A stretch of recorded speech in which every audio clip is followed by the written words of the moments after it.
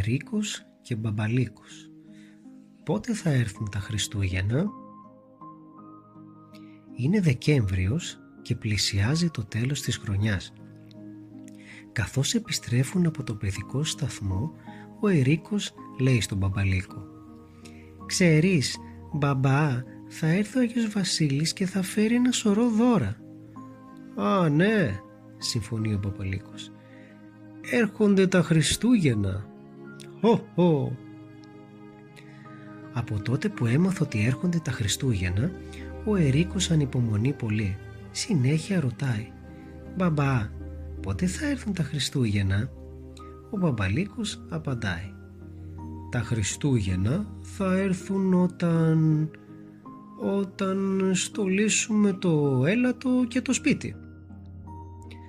«Όταν στολίσουμε το έλατο και το σπίτι, αυτό είναι πολύ απλό. Ο Ερίκος θα το φροντίσει αμέσως.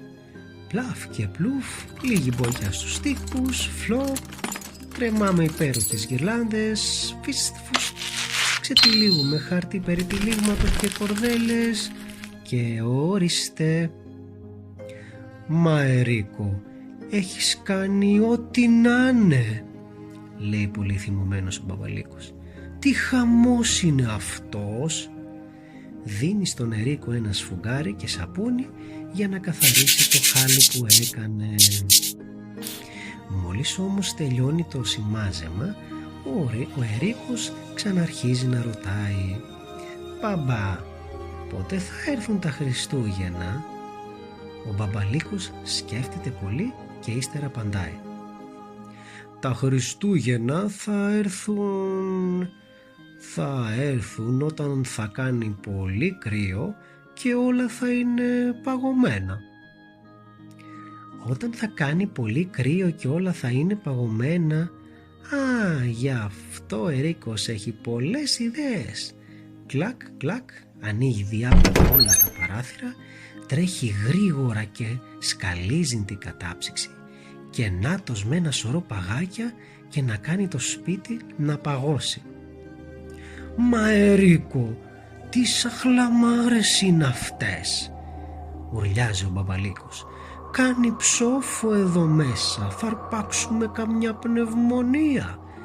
Γρήγορα μάζεψε αυτά τα παγάκια και τρέχα κλείσε όλα τα παράθυρα του σπιτιού. Μπρρρρ».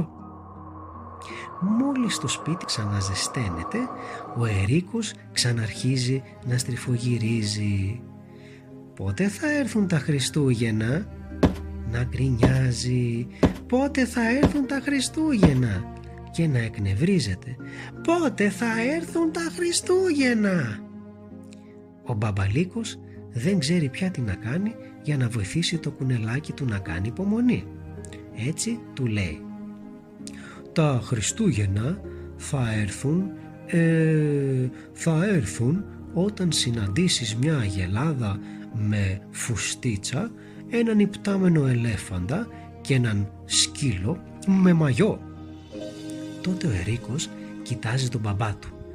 «Έλα μπαμπά, σαχλαμάρες μου λες. Τα Χριστούγεννα είναι αύριο που θα έρθει ο Άγιος Βασίλης». Επιτέλους την επόμενη ο Ερίκος και ο μπαμπάς του ξυπνούν και βλέπουν ότι ο Άγιος Βασίλης ήρθε. «Είναι Χριστούγεννο», φωνάζει ο Μπαμπαλίκος. «Καλά Χριστούγεννα κουνελάκι μου μικρό». «Καλά Χριστούγεννα, καλά Χριστούγεννα», λέει τραγουδιστάκι ο Ερίκος. «Είναι ώρα να ανοίξουν τα δώρα, πω τι χαρά, πω τι ωραία». Όταν πια τα έχουν ανοίξει όλα, ο Ερίκος τρέχει κοντά στον Μπαμπαλίκο και του λέει: «Λοιπόν μπαμπά, πότε θα έρθουν τα επόμενα Χριστούγεννα?» Τέλος.